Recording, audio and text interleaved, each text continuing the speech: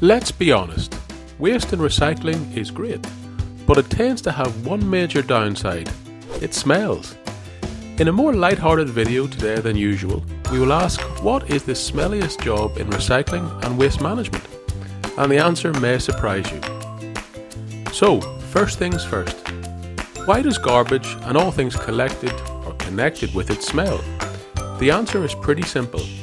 As material decays, it emits gas, such as carbon dioxide, and in the case of food waste, methane, which smells really bad.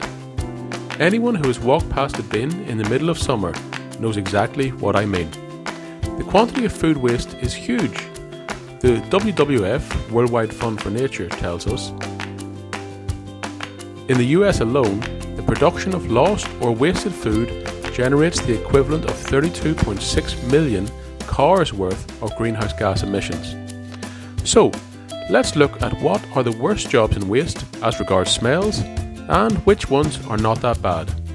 We will start with the ones that are not too bad.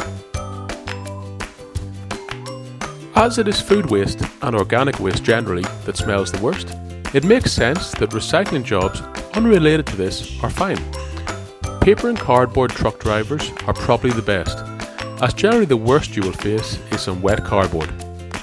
After that, a commingled truck driver for bottles and cans is not too bad. Obviously, items like old beer bottles smell, but they're probably not the worst of the worst. Although walking past a bar the morning after, stale beer is not a great smell. Getting into the worst waste now, general waste or food waste. Let's be honest, garbage smells. And when a driver is sitting in a garbage truck all day, they will likely smell also at the end of their shift.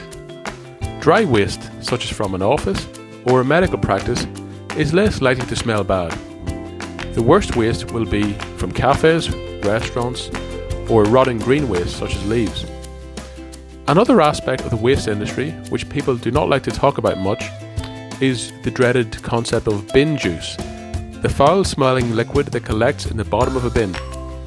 Any smart driver knows to avoid this when emptying a bin.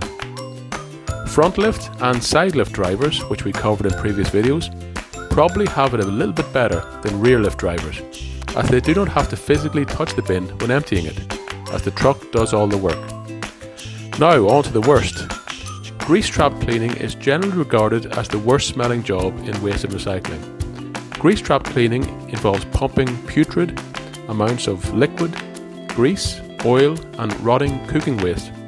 It is not a surprise that we recommend grease traps are serviced when the cafe is closed, as customers would literally walk out. This has been a light-hearted video, but we need to give praise where it is due to garbage and recycling drivers who work at night in trying circumstances, doing what is a very tough and sometimes dirty job. Without them, our cities would be unlivable. One final memory I will share is when I visited an advanced recycling plant for green waste, like leaves and grass, etc. The materials decomposed in a huge football pitch sized building kept at very high temperatures. In reality, it was very like a life-size compost pile itself.